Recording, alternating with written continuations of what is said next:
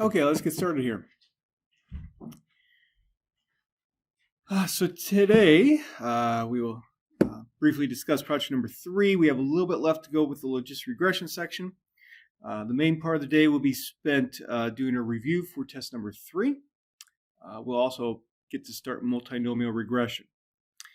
Now, just as a reminder, there are 2 separate course evaluations that you need to complete, where my evaluation is due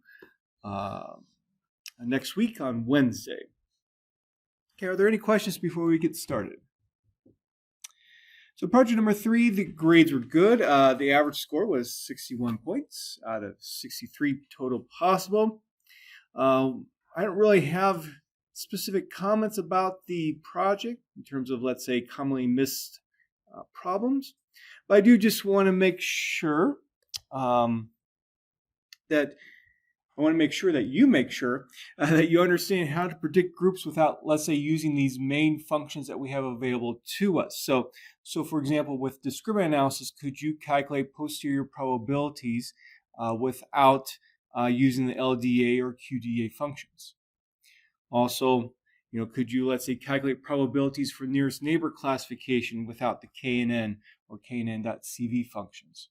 So just make sure that you can go beyond necessary using these nice functions and this helps me evaluate. Let's say if I do this on a test, it will help me evaluate that you actually understand the methods beyond simply applying a function that automatically does the methods for you.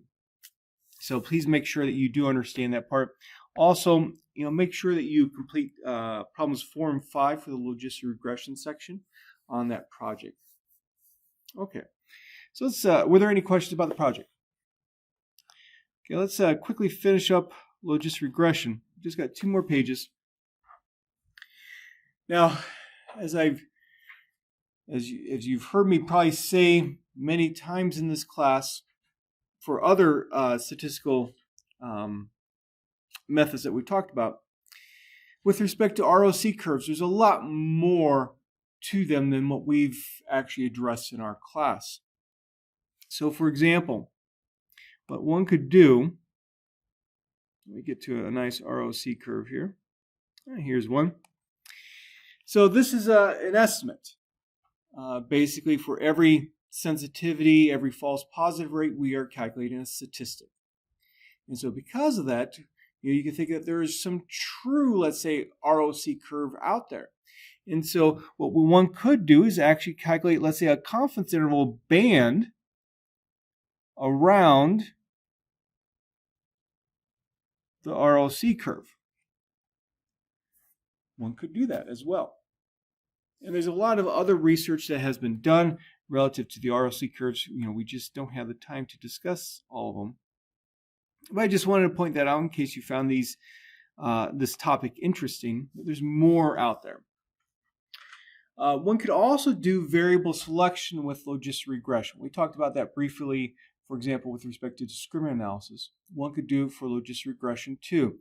The problem is that these variable selection procedures that are out there do not necessarily evaluate directly, let's say, the classification or prediction accuracy.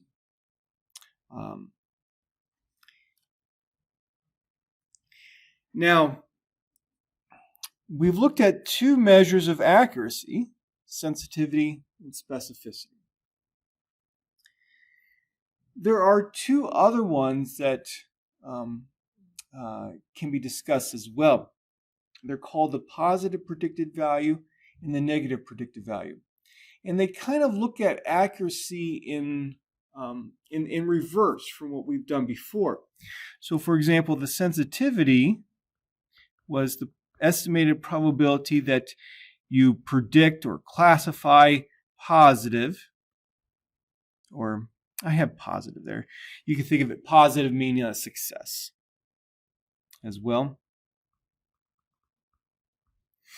And then actually it's a success or it's positive.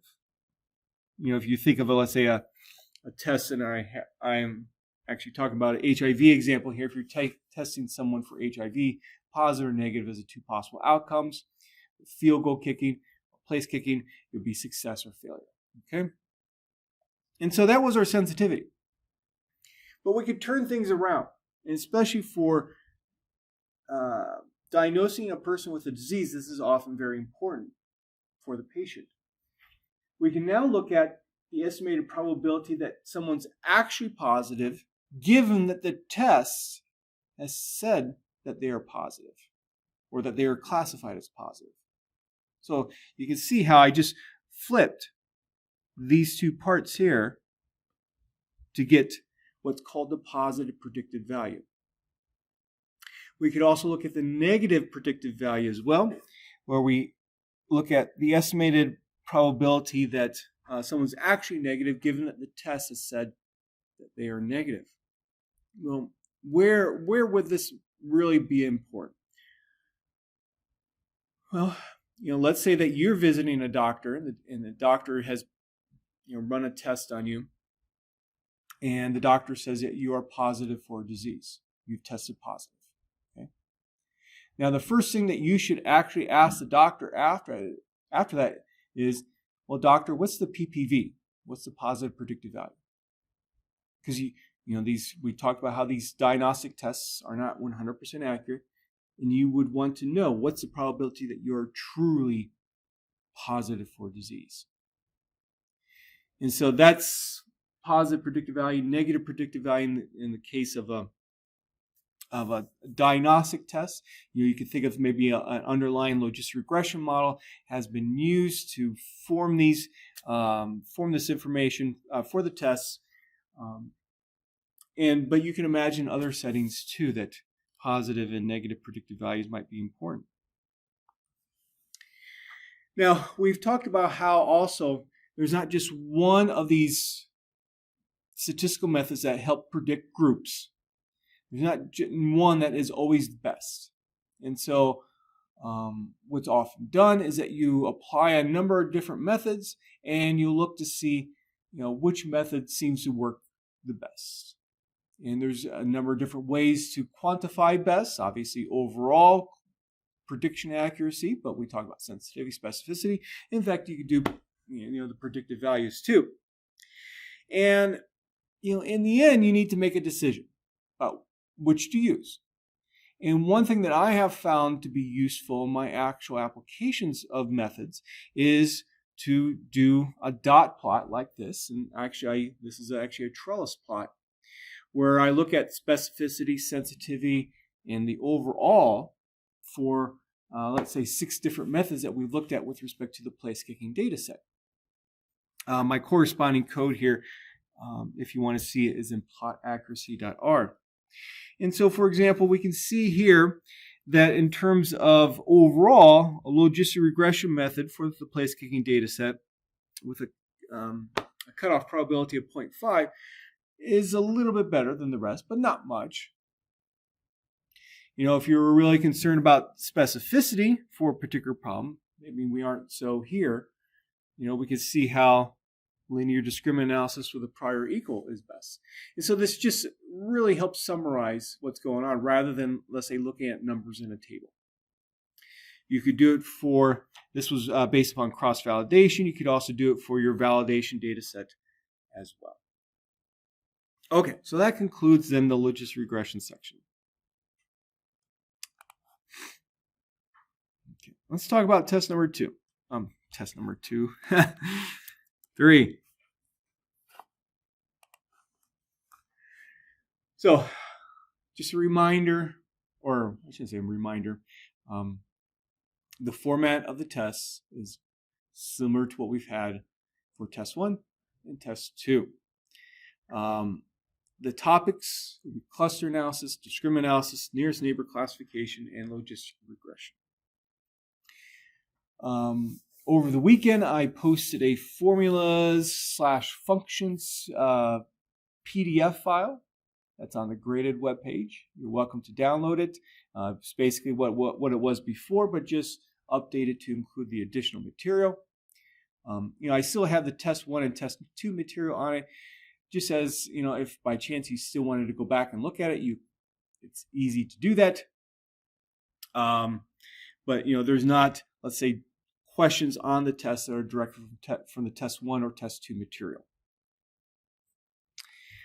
This again is closed book, closed note, closed videos, so you can't use any of my videos to help you during the test, but what you can use is my R programs, and also that formulas functions PDF and the R help. Again, same format as before. Take the test using computers in this classroom.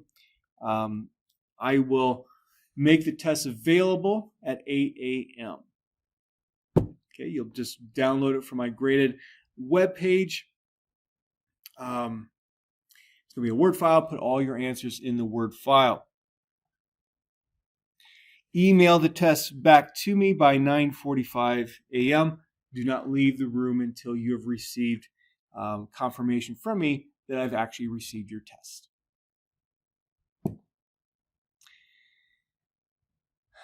Computers can fail, unfortunately, so might be nice to have a backup. Like bring a laptop to class.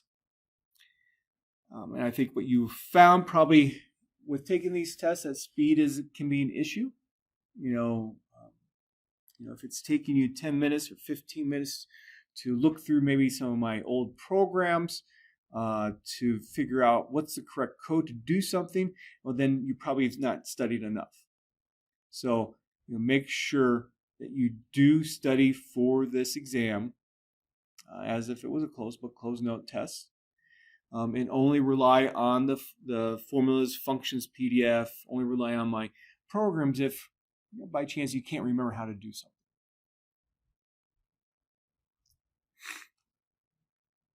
So, same format as before. In terms of the structure, similar to before. There's going to be a few problems where you're going to have some data. You're going to need to do some stuff with the data. Do some computations.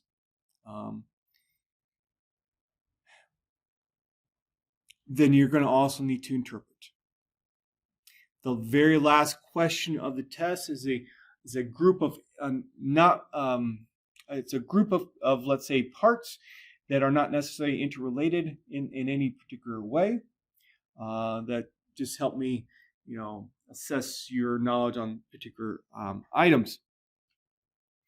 Make sure to always show your work.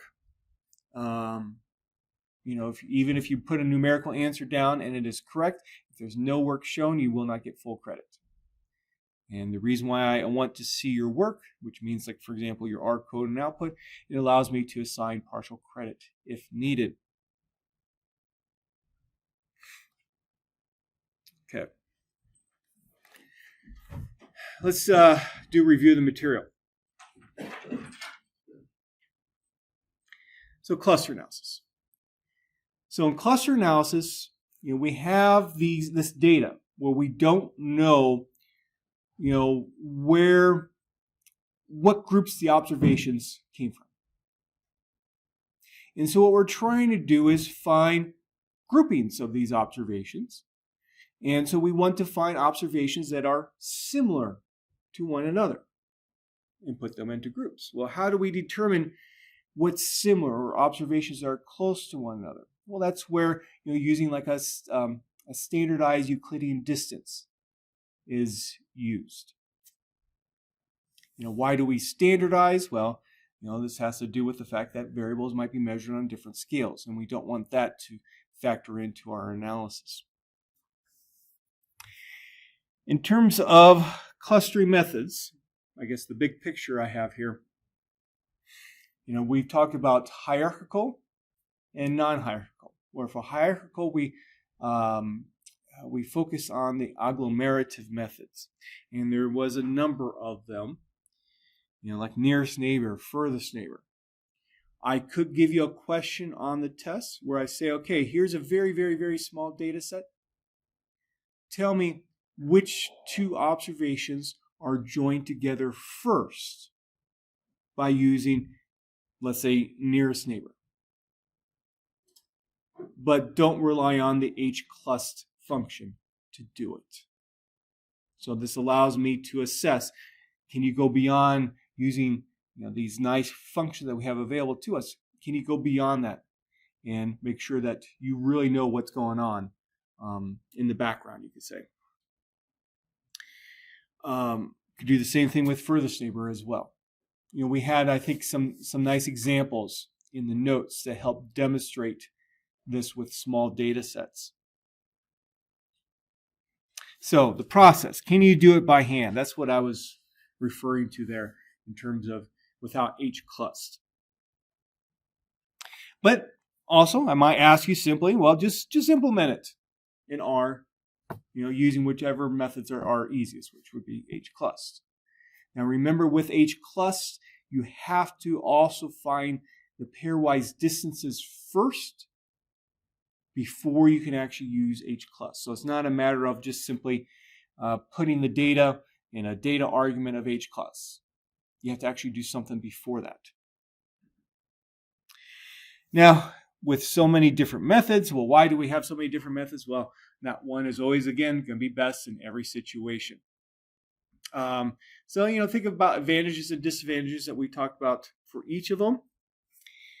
A big question of interest then whenever one's applying cluster analysis is essentially with these agglomerate methods is when do you stop putting the clusters together?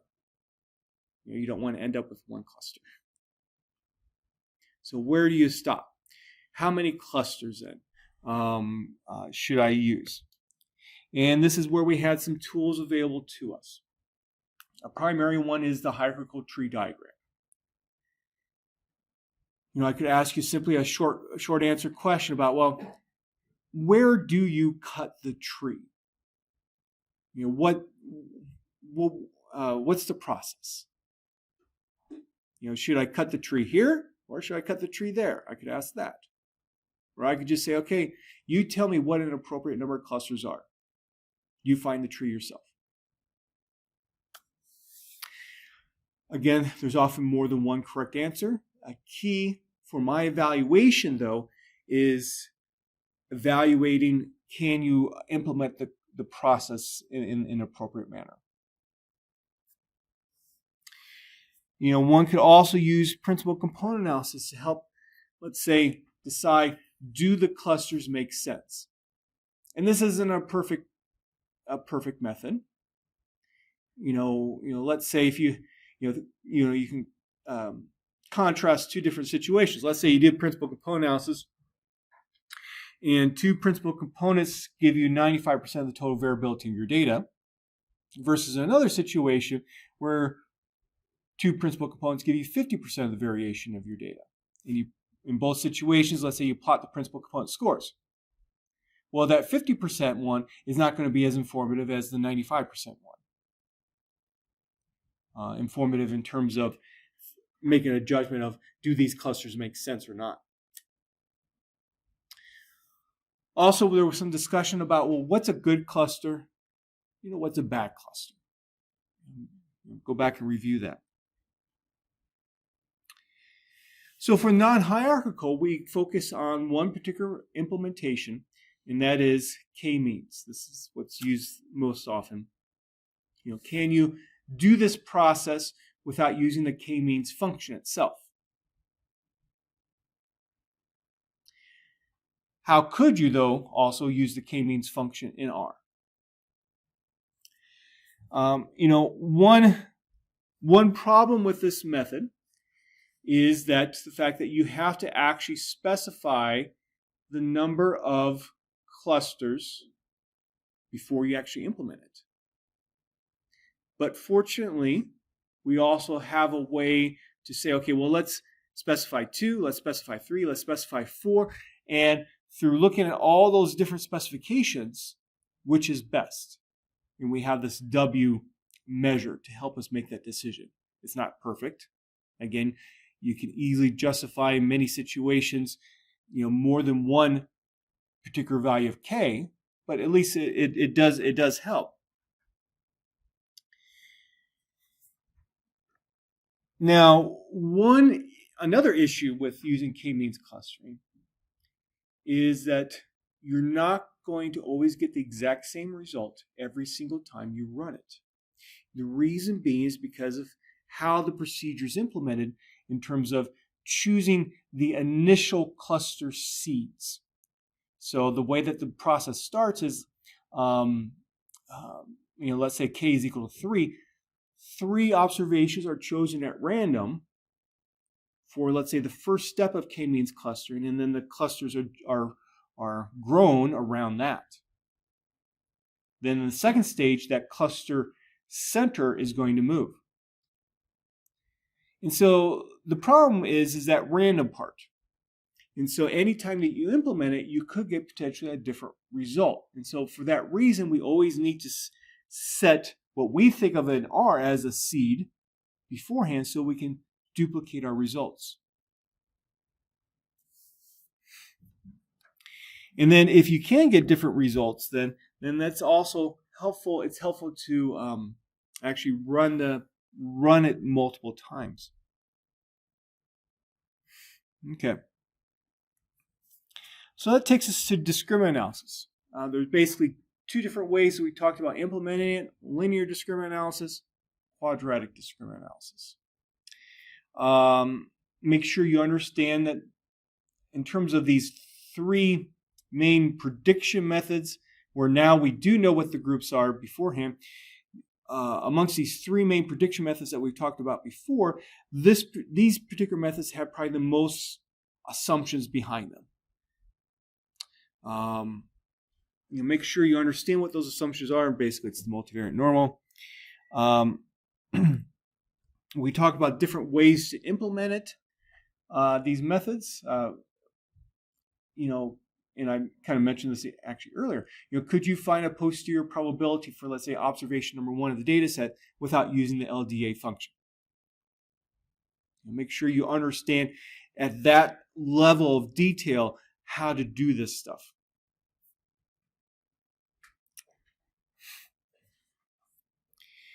Now, once you implement it, then you have these observations that are predicted to be in particular groups. Make sure you understand how to use my summarize.class function to summarize which of the predictions you got right and which of them you got wrong. Then it's also helpful to look at it in a graphical context about where is, let's say, this statistical procedure failing? Where is it working? And so we looked at ways to do plots of your data and actually look at, well, which ones are right, which ones are wrong.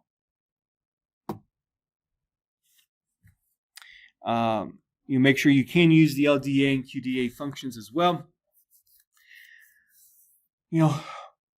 One of the drawbacks to using LDA or QDA is that, especially LDA, if you remember, there was a plot that I showed you that basically what we're doing is drawing straight lines between the groups of the observations.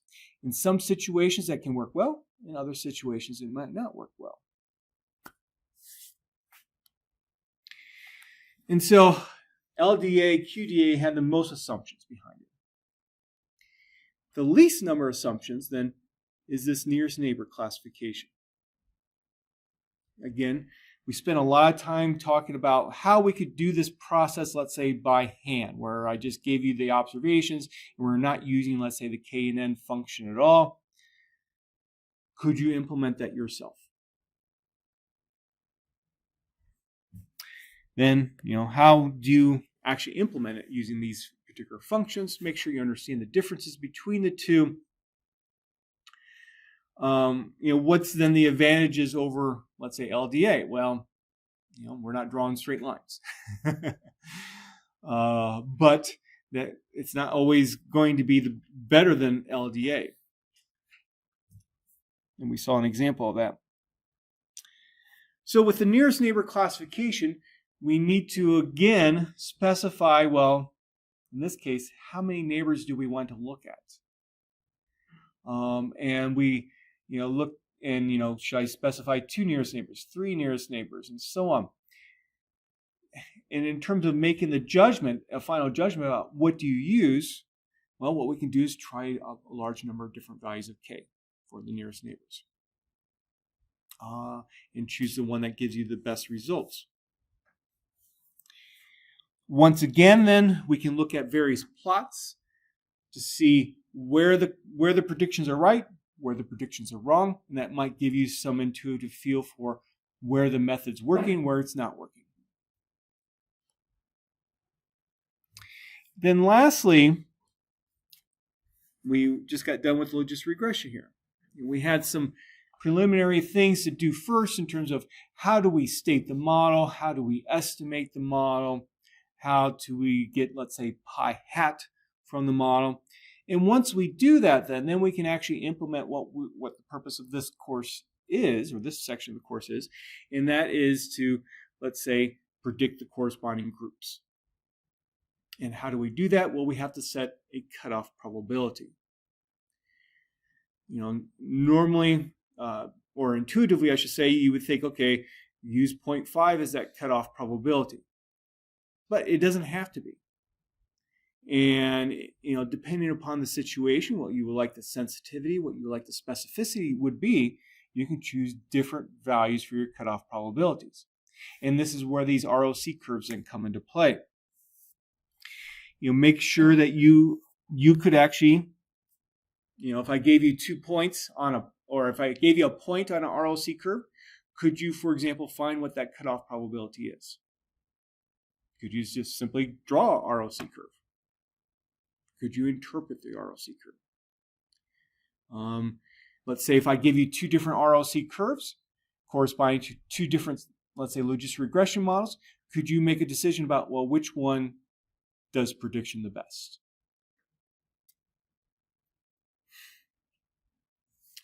One problem that we can have with logistic regression, though, is this complete separation. Make sure you understand what it is. And that concludes that. So, that's a real brief review. Are there questions about the corresponding material? That's going to be on the test, yes. For the K-means calculation by hand, means that throughout the process, so how many steps do you want us to show you, or because we will have to do it like multiple times? Sure, obviously I'm not going to have you do it, let's say 10 steps. I could say, okay, well, show me, let's say if I give you a data set of size 6, maybe I just give you a graph of it. And I say, okay, let's say K's 2. Show me how you would do the first step. Or maybe what I would say is, okay, this has been implemented. Here are the initial cluster seeds. What's next? So those are the kinds of questions I could ask. Right. Okay.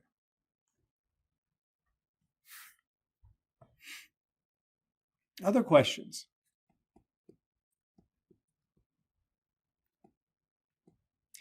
Now, I will tell you that on the test, there is at least one place where you are going to have to do some of these calculations without the primary functions. So there is at least one place where that occurs. So please be aware of that. For the average method in cluster analysis, why do we have to square the distance matrix? For which method again? Average. Say it one more time. The average method. I'm not for sure what you're referring to. Well, I think it was the centroid method. Yeah, the centroid. Okay. No, I'm sorry. Yeah, you said average. Sorry. For some reason, it didn't click to me. I was looking to the practice problems. Yeah. And you square the matrix. Yeah. So with the average method, you have to square it. The reason it has to do with the algorithm that's used to update the corresponding distances. I've never fully understood the specific algorithm and how that's done in terms of why it's easier to work with the squares versus just the regular, to be honest. In the end, I don't think it's really too big of a deal. You just have to remember. And, I've looked at other books on this, And some books will just totally miss that, oh, you're supposed to square those distances. So What do you mean by this primary function? a primary function? Oh, well, I'm sorry, ask your question again, please. What do you mean by using primary function? Maybe this is your question. Could you implement, let's say, k nearest neighbor classification without using the knn function? Okay.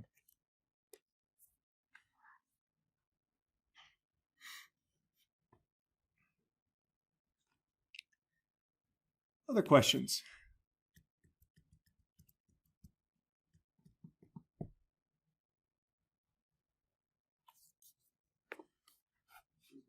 Yep. LDA and GLM function both scale the data inside them because we didn't scale them before using GLM and LDA. They do not scale the data. They do not change the scale of the data. No. For example, the LDA method actually will find the estimated covariance matrix itself. And then it is included, if you look at like Mahalanobis distance, you can see where that covariance matrix is and how it plays a role. And so essentially the method itself takes into account the different, let's say, scales of the variables. And so that's why you wouldn't need to do that beforehand. Where if you compare that to, let's say,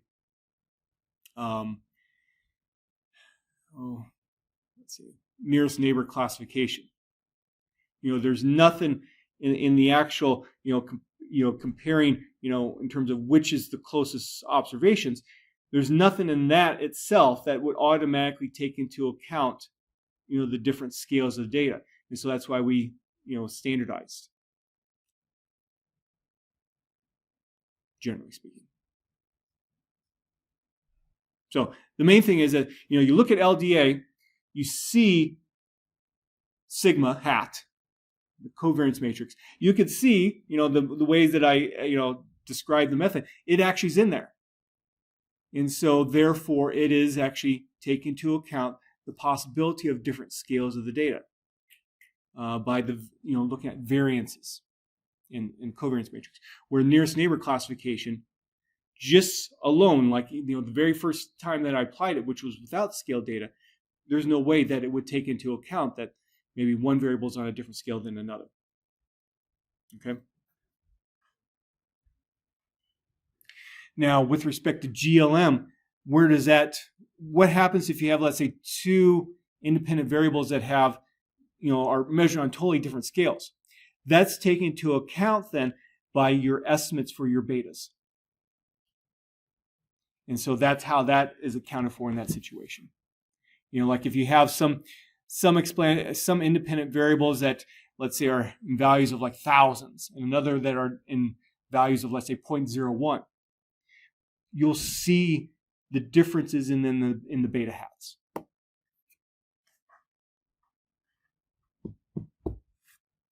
Other questions?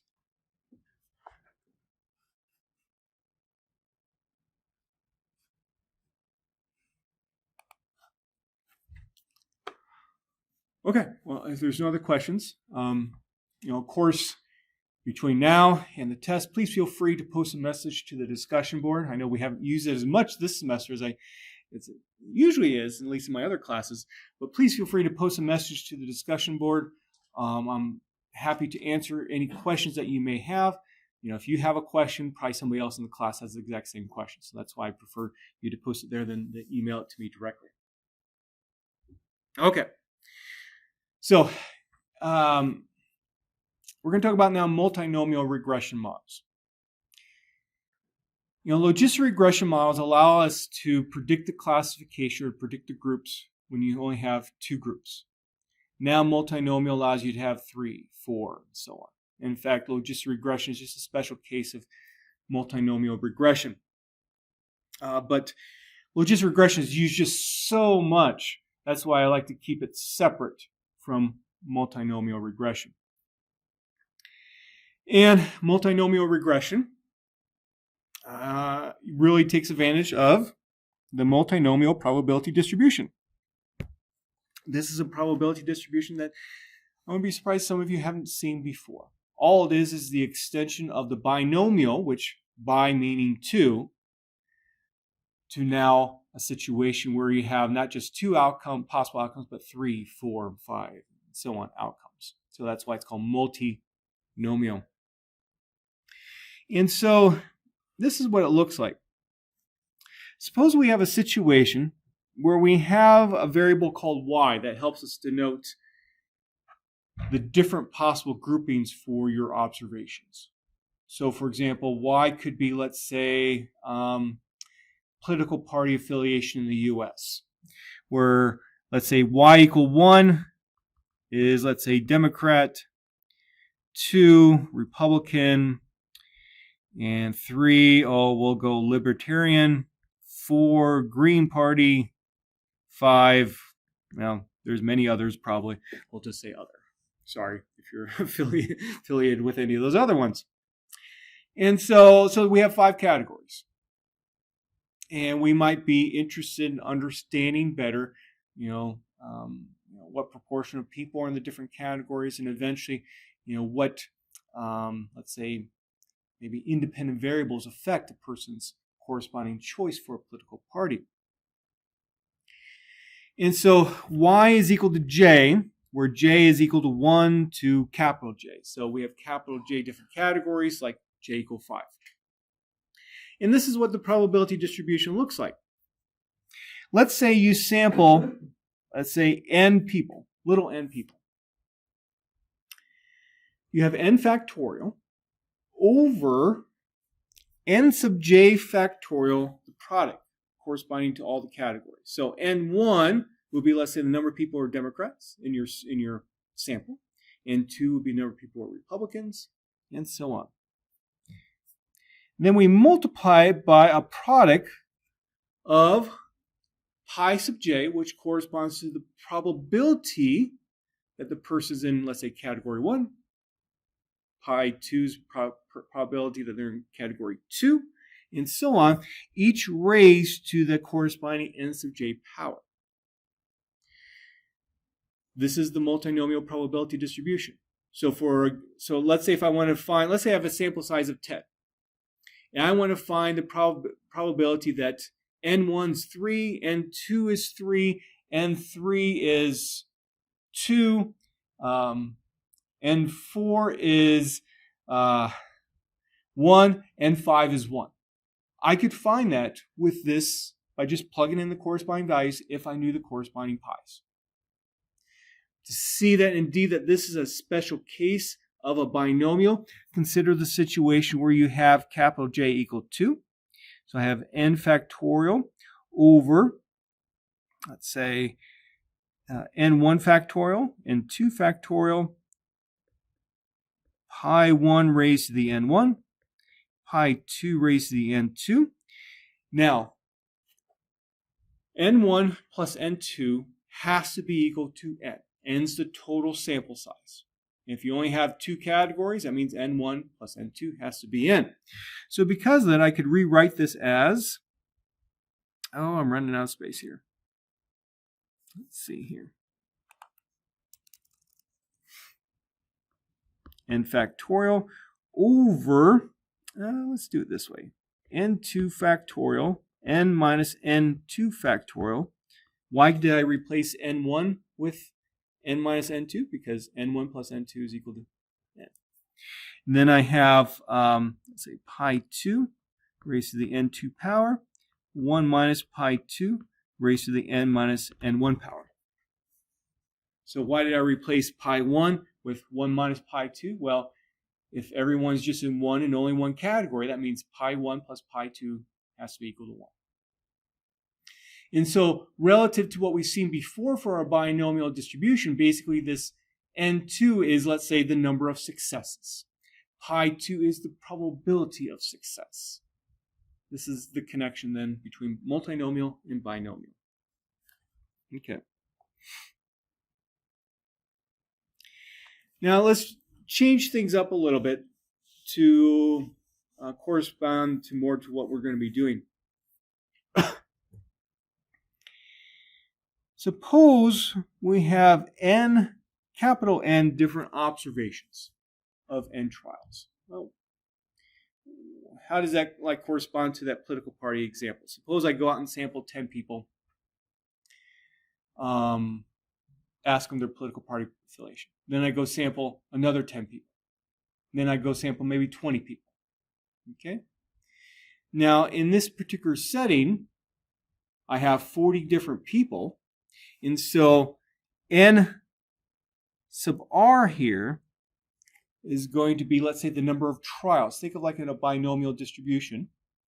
This is going to be my number of trials that I have. So 10 the first time, 10 the second time, 20 the third time.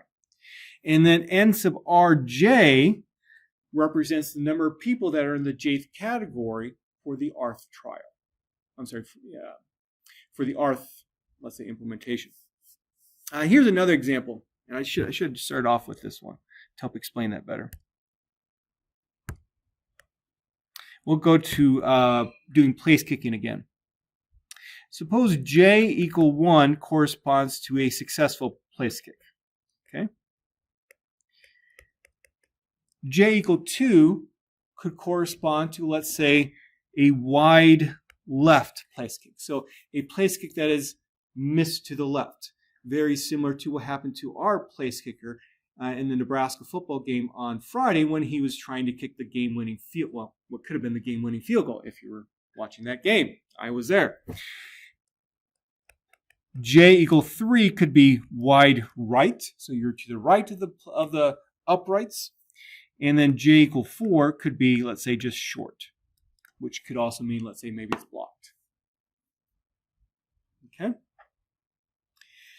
Now, this R here could represent a particular game of the season. So R equal 1 could be game 1, R equal 2 could be game 2, R equal 3 could be game 3, and so on. And so let's say the first game of the season, there were 3 total place kicks that are attempted.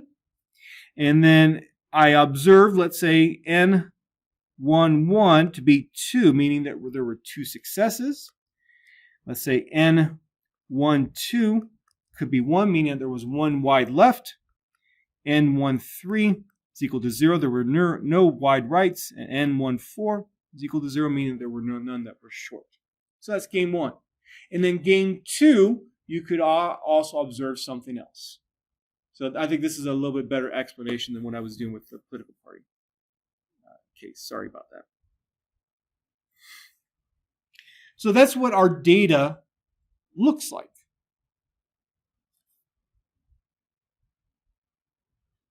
Now let's relate this to what's called multinomial regression. So now we still have the same y. But the difference now is that these pi's, we're going to think of them as functions of independent variables. So related to the place kicking example, you would imagine, let's say, one of your independent variables, one of your x's, could be the distance to the place kick. Another variable could be, was there rain or not, and so on. Okay. So multinomial regression models are going to allow us to relate these pi sub j's, the probability of being in particular categories, to a set of independent variables. To do that, we're going to, if you remember with logistic regression, we looked at this. Log of the probability of a success divided by the probability of what ended up being a failure. So in our context, we could say the log of, let's say, pi 2 over 1 minus pi 2, where let's say pi 2 is the 2 is the success category. So we could also think of this as then the log of pi 2 divided by pi 1. Okay, is everyone following me so far? And so what we do with multinomial regression is that we extend this concept of comparing one probability to another with a ratio inside of a log. We extend it to this kind of a setting where we have what people refer to as baseline category logits. So the log of pi over 1 minus pi, we often refer to that as the logit transformation. But now we have what are called baseline category logits. What means as follows. We always take the log of pi sub little j for little j equal 2 to capital J divided by pi 1. So we're always going to make a comparison when you're comparing these probabilities to the first category. This first category is our baseline category. So that's where that name comes from. And so we always look again, log of pi sub j divided by pi sub 1. That's always going to be on the left side of our model statement. Notice if capital J was 2, how we would get equivalent to what I had just described for logistic regression. And let's say that we have just one independent variable right now to make things easy. This then becomes our multinomial regression model. Log of pi sub j divided by pi sub 1 is equal to beta sub j0 plus beta j1 times x. Notice the addition compared to what we have for logistic regression. We have that little j in there. So if you think of in the context of, let's say that capital J was equal to 3.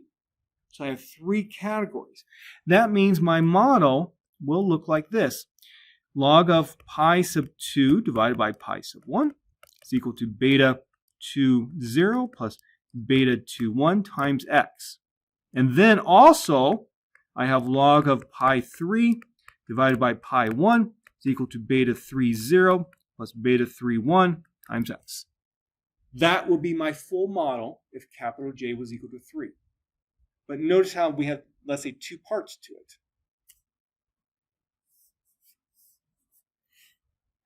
What we will want to do is estimate these betas. These are what are called regression parameters.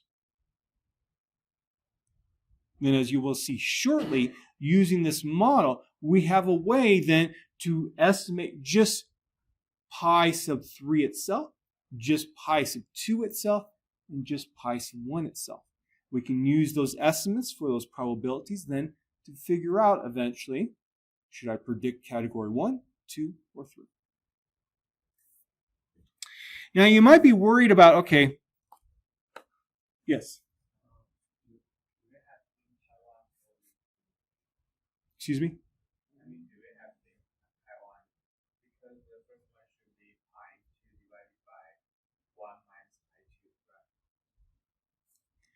You mean right here? Is that what you're? Okay. It's pi 2 divided by pi 1. Excuse me? I apologize for some reason. I'm not fully following your question. Try to restate it, please. Because the first one should be pi 2 divided by 1 minus pi 2. No. Nope. No. We are always making a comparison to that first category.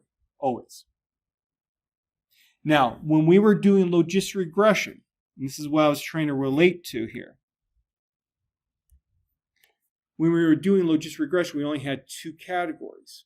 So that meant pi 1 was equal to 1 minus pi sub 2, because you can only be in category 1 or category 2. And so that's why I was able to do it like this there, that 1 minus pi 2. Now we have, let's say, possibly more than, well, we do have more than 2 categories. Now you might be worried about, okay, we're only comparing to category 1 all the time.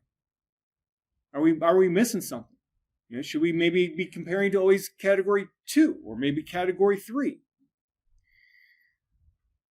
it actually doesn't matter what you use for this baseline category. The way that these models are usually expressed is so that category 1 is that comparison category.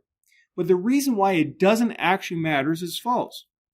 Suppose you take a look at that baseline category logit for pi 2 and pi 1, and you look at it for pi 3 and pi 1, and then you do some math. So, I could rewrite this as log of pi 2 minus log of pi 1 using properties of logarithms, minus then the quantity log of pi 3 minus log of pi 1. Notice I have a log of pi 1 there, log of pi 1 there.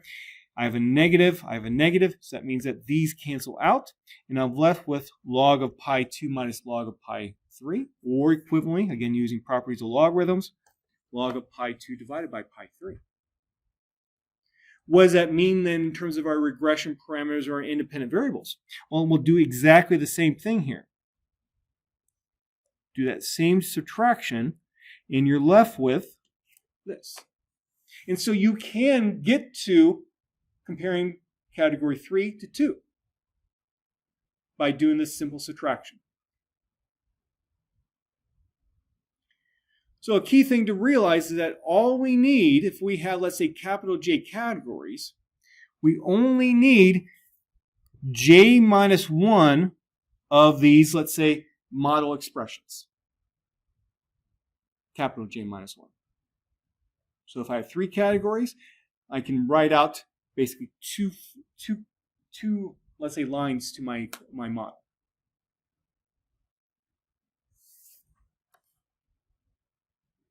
Of course, you could have more than one independent variable, and the extension is, I think, what you would expect. Here I have, let's say, capital P, not capital P, little p, different independent variables. Okay, now for what we're doing, we really want to estimate pi sub j. So let's say if I have a situation like this, and we'll call the estimate of pi 1, pi hat 1. Suppose I have a situation like this. Pi hat 1 is 0.3. Pi hat 2 is 0.2. Pi hat 3 is 0.5, and I only have 3 categories. Let's say this is for one observation. What would you predict for the category for this observation? You predict category 3 because it has the highest probability. Just like what we did with logistic regression. We predict the one with the highest probability, that category. Same thing here. You could have a situation where you have something like this. And notice that none of those pi hats are above 0.5. You might be worried. What do you do? Well, still, you go with the highest probability. I would predict category 3 here. And so we need to somehow reformulate our model, or, well, basically just do some algebra with our model to figure out, what would pi 1 be represented as in terms of my betas and my x's? What would be pi 2 and so on? And this is how you can do it. Okay. So here's our model. Log of pi j divided by pi 1 is equal to beta j0 plus beta j1 times x. We'll just use one independent variable. I could rewrite my model as follows. To get rid of the log on the left side, I use the exponential function. So now I have pi j divided by pi 1 equal to the exponential function evaluated at beta j0 plus beta j1 times x. Then, how about I move this pi 1 over to the right side. And now I'm getting really messy here. So let me do some erasing. And so now I'm left with my model statement like this. So it's just a different way to write the model.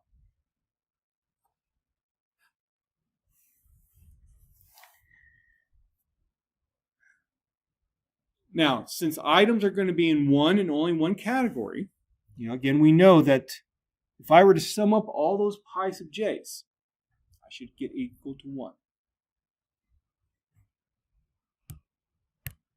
Okay. So what that means then is if I have pi 1 plus pi 2 plus all the way up to, let's say, pi sub capital J, that should be equal to 1. Well, we know what pi 2 should be based upon this expression that we just got. So let's actually plug that in there. I know what capital pi sub j should be based upon that expression, so let's just plug that in there. And now look at how we only have pi 1 to deal with. So what we could do is, let's say, factor pi 1 out. 1 plus e beta 2 0 plus beta 2 1 x plus all the way down to e beta j 0 plus beta j 1 x. Let's take that stuff that's in the square brackets, move it over to the other side, and here now we have an expression for pi 1 that's only written in terms of the betas and our independent variable. So how would I estimate pi 1? Well, you estimate your model. We'll see shortly. We're going to use maximum likelihood estimation to get our betas, beta hats. Plug those beta hats in there. Plug whatever value you have for x in there. Do the math, and you got pi hat 1. Yes? Sorry, my questions are so simple. That's fine. What is 0 here, like beta j0? What does that number stand? It's like the intercept term that you would have for a regular regression model. Okay, so if I come up here, here's where let me just erase. Oops. So that's our. It's like the intercept term. So again with logistic regression, we would have log of pi, let's say 2 over 1 minus pi 2 is equal to beta 0 plus beta 1 times x. Now we just have multiple intercept terms. And is there any difference between multinomial and polynomial? Well, we think of polynomials as this, like x to the 1, x to the 2, x to the 3. So that is different. So that, yeah, my next question was why we don't have that. Yeah. Other questions? Okay. So now that I have this way of representing pi 1, we can come back up here. Notice where pi 1 was right there. So how about we just take this expression, plug it in there for pi 1, and look what we get. We get a way to find all the other pi sub j's. So that's how we can get them. Now that I have a way to express the pi's in terms of the betas, what I can do is go back to that multinomial distribution that we saw before. And remember, I had written this out in terms of, I tried to relate it to, different football games. And, basically, this actually ends up being the likelihood function that we would use if we had, let's say, capital N different observations. And what I would do now is take each of those pi sub j's and just plug them into my expression there. Then I use a numerical iterative procedure to maximize this likelihood function as a function of the betas. And then from that, whatever betas maximize it, those are my maximum likelihood estimates. That's how it all works. We will have a function in R called multinom that does that automatically for us.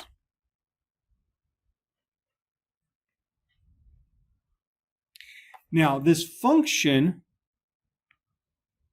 exists in a package called NNET. That package stands for neural networks. There is just a way to make a connection between multinomial regression and what's done in another procedure called neural networks. the authors of multinomial decided to take advantage of that as a way to estimate these models. There are other functions in R that will estimate these models, but this particular function is used the most and is also in the default installation of R. So that's why I am using that here. It's not a perfect function though. If you want to know more about it, take my Static 75 course. Sorry. But it will work for us, definitely. So this is the example that we're going to look at then to see how to implement some of this stuff. This example is based upon an actual consulting problem that I once worked on. Now, I don't do a whole lot of statistical consulting, but this was one problem that I ended up working on a few years ago. And the basic background was this, is that I was a grain science researcher, and he wanted to figure out an automated way to determine the quality of the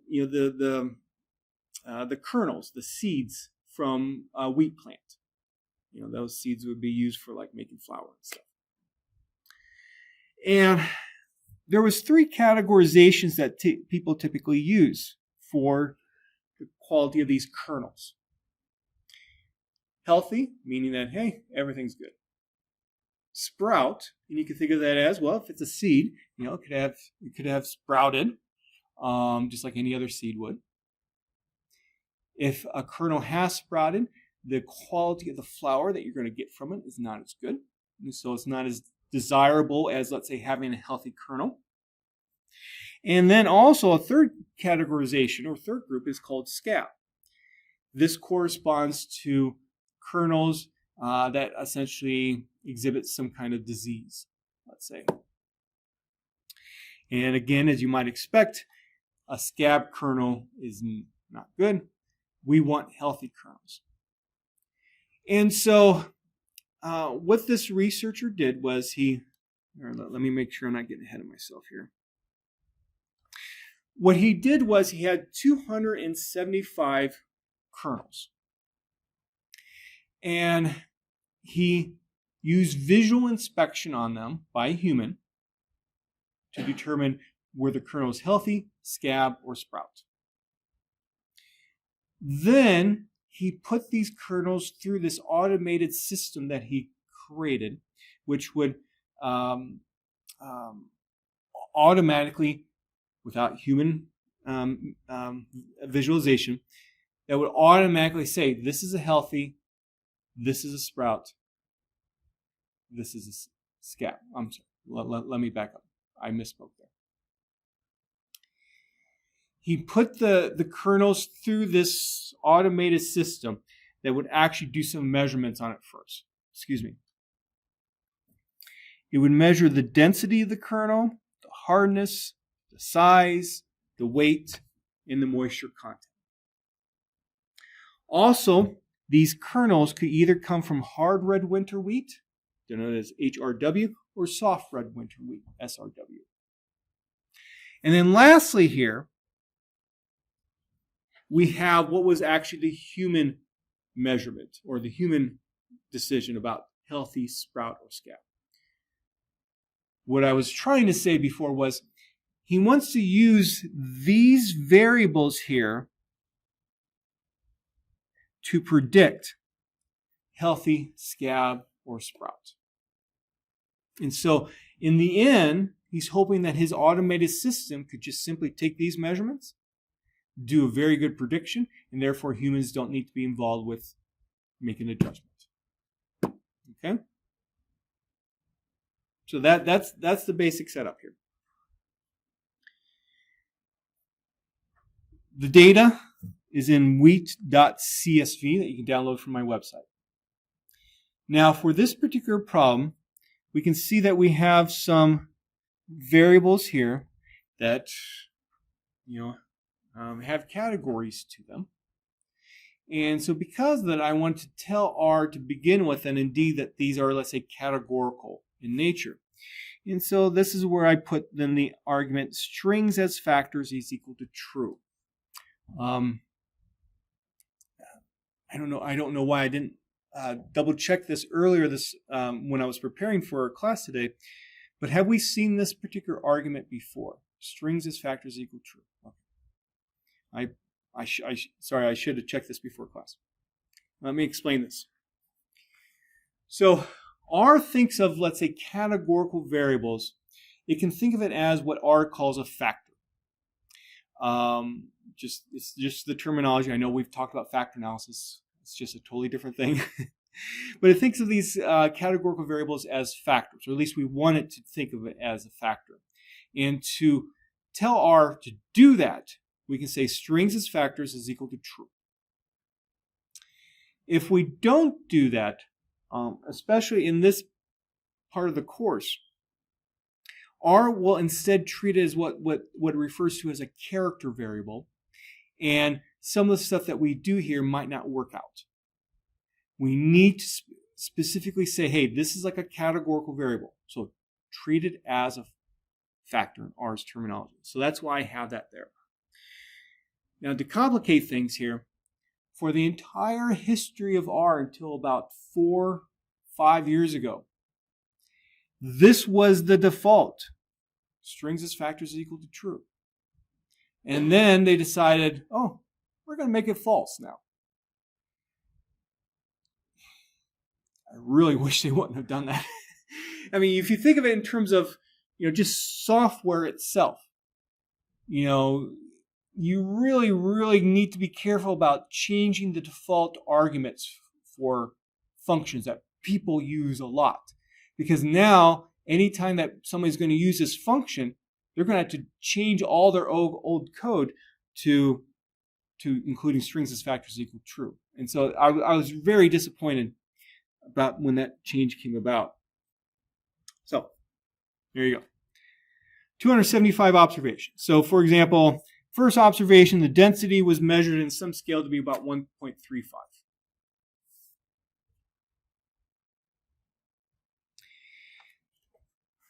Now, whenever you get a new data set, now you start thinking, okay, let's apply some of the stuff that we did earlier this semester to it first so that we can get an understanding of it. This is multivariate data. So the very first thing is simply, I just used the summary function with the data, which is in, hold on, let me double check here.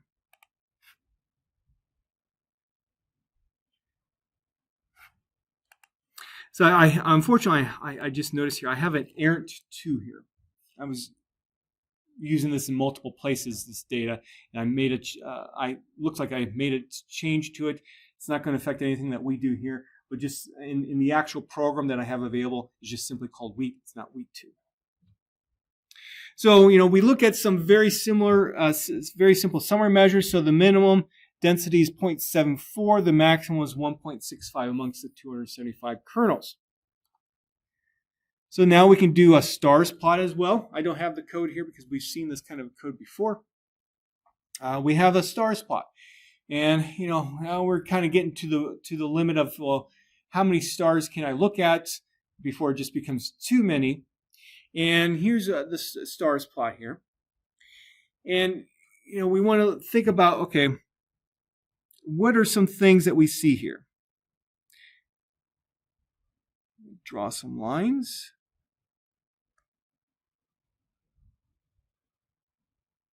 So let's focus on the pink. The pink kind of stands out. This corresponds to the type variable. The type variable is healthy, sprout, or scab. And what we see here is that basically the way that the data is organized is that we have healthy first, then we have scab, and then we have sprout. And so the pink just corresponds to the 3 different levels that we have for the type variable. Now also, and from looking at this, what you're probably doing is think about, okay, are there any of the other variables there, any of the other stars that seem to have patterns amongst these 3 different categories? And from looking at this alone here, and perhaps I'm a little bit biased because I've worked with this data. And it's easier for me to see it. But take a look at the black. The black corresponds to density. Where does it seem like I have larger densities? Amongst the healthy, scab, or sprout? Healthy, yeah. And what we'll see shortly is that indeed healthy is an important predictor of that. But I have to admit, it is a little bit difficult with this particular plot and seeing that. You know, I think in this particular situation, I would mainly look at this plot as a way to find outliers. And I will tell you that when I first actually analyzed the data a few years ago, this was helpful because I found something that just totally stuck out from all the rest, just one observation. And I asked the grain science researcher, hey, does this make sense to you? And he says, oh, that must be wrong. And so because of that, we decided to remove that observation from our data set. And I've already removed it here. Of course, in actual application, you got to be very, very careful. You don't want to remove observations unless you absolutely think that totally must be an error. And that's what that grain science researcher told me. So we removed it. So next, we can look at a parallel coordinates plot as well. So notice how I have the different categories color-coded in this plot. Again, our purpose is going to be able to is to use these variables to try to differentiate amongst scab, sprout, and healthy. What do we see from this plot? Do you think it at least might be somewhat useful? These variables, excuse me. What do you think? Yeah. So take a look at, what really sticks out is the green. Look at the lower values for density, size, and weight. Those tend to correspond to scab values. And so it makes me think, okay, I'm going to have some good success probably differentiating scab from the rest. Not necessarily going to be perfect, but I think I'm going to have some, let's say, predictive power. What do you think about healthy versus sprout, though? Yeah, it's going to be more difficult. I do see some separation. Take a look up here. We can see healthies tend to be a little bit higher density. Not all the time, but it seems like there's more healthy ones that are higher than the sprout ones for density. And so that makes me think, hey, I might be able to do something here with this. And we seem to have more reds down here for hardness. And we do have some reds up for hardness as well, but I tend to have more blacks up there. And so these are the initial looks that I like to do whenever I get a data set first. Okay. We are just about out of time, so we'll talk about the principal component analysis of this next time. Let's talk about what's next in our class. Again, the usual office hours. Tests, of course, is Thursday, 8 a.m. Make sure you're here 8 a.m. versus 8:30. Next Tuesday, we will continue with multinomial regression. Maybe we might actually finish it. We will also discuss test number 3. And then looking further ahead, final exam, Thursday, December 14th at 7:30 a.m. I did not schedule it that early. Okay, any questions? Okay, that's all for today then.